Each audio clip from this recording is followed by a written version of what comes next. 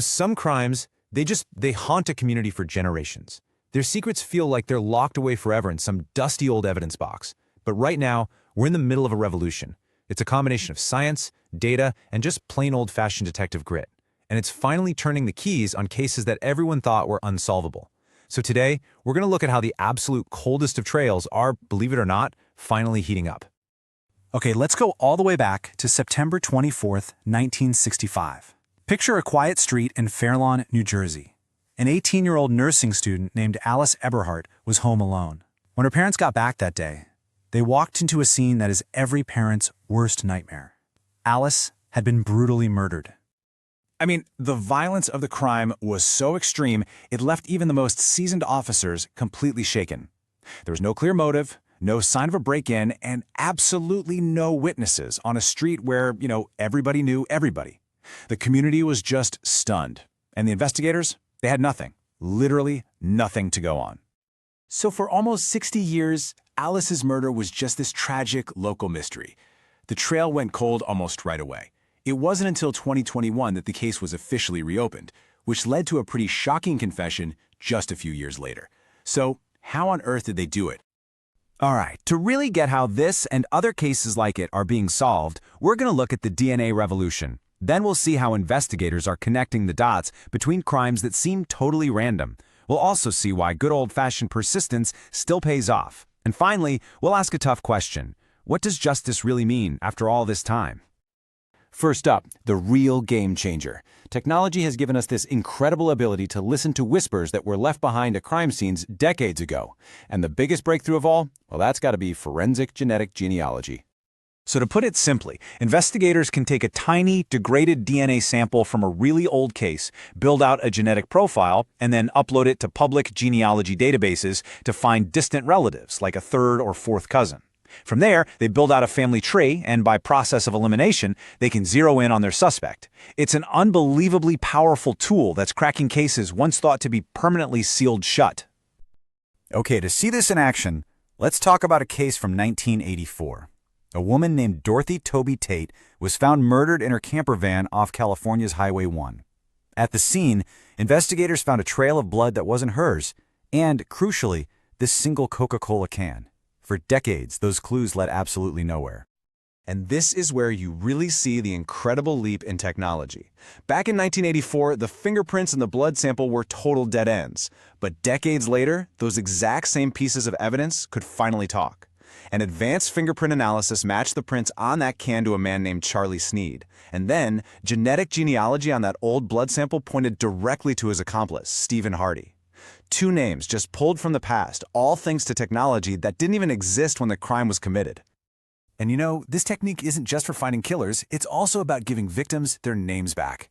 For 26 long years, a woman found in Sandoval County, New Mexico, was known only as Jane Doe. But by following these exact steps, investigators built her genetic profile, found her family, and in 2026, they finally identified her as 19-year-old Jeanette Dela Cruz.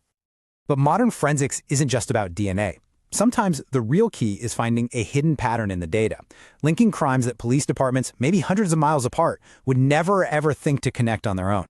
So picture this, Lexington, Kentucky, 1998. A 43-year-old woman named Linda Rutledge was found shot to death inside her family's business. The killer then tried to cover their tracks by setting the building on fire.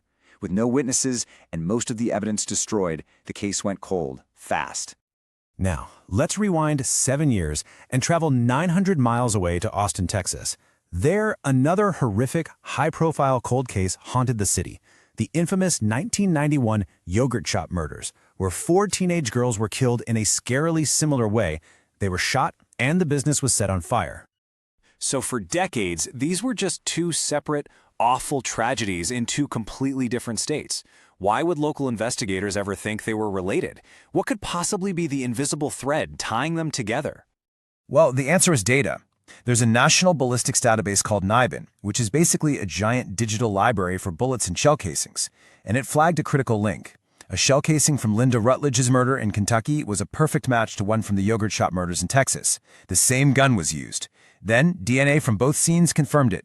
A single killer was responsible for both of these attacks. The databases all pointed to one man, Robert Eugene Brashers. He was, it turns out, a suspected serial killer. He was moving across state lines, and his violent pattern was completely invisible to the individual local agencies.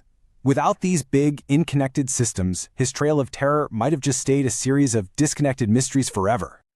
But here's the thing.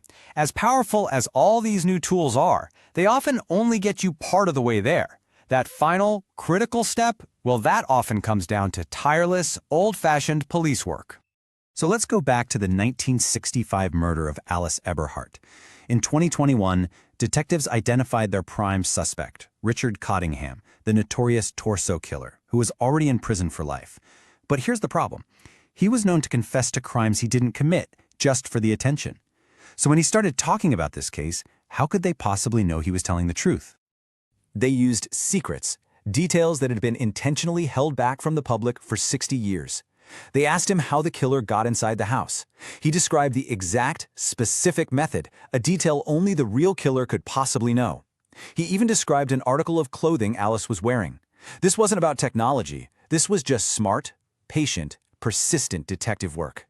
And what happens when the science actually fails you? Well, in 1973, a 19-year-old named Deborah Espy was murdered in Florida. For decades, police had a main suspect, but they could never prove it. When they tried to retest the DNA evidence years later, they found out it had degraded too much. It was unusable. So what'd they do? They went back to the original file. Investigators painstakingly reread every single witness statement, every police report, every fact they had gathered back in 1973. And after comparing all the evidence and all the timelines, they concluded there was only one person it could have been, their original suspect, Dennis Murphy. The answer wasn't in a lab. It had been sitting in a file cabinet the whole time. And this brings us to a final, really crucial question. You see, in many of these cases, like with Robert Brasher's and Dennis Murphy, the killers are already dead. They can never face a trial. So what does it really mean to solve a case? So we've seen that solving these seemingly impossible cases really comes down to this powerful combination. First, the revolutionary science of DNA. Second, the connective power of data. And third, the relentless dedication of investigators who just refuse to give up.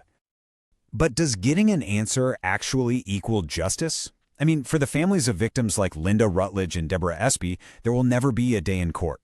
And yet, after decades of just not knowing who did it or why, they finally have the truth. And for many of them, that closure, that is its own form of justice. And that leaves us with this final thought. As technology keeps getting better and a new generation of detectives puts fresh eyes on these old, dusty files, you really have to wonder, how many more secrets are still out there, just locked away, waiting for the right key to finally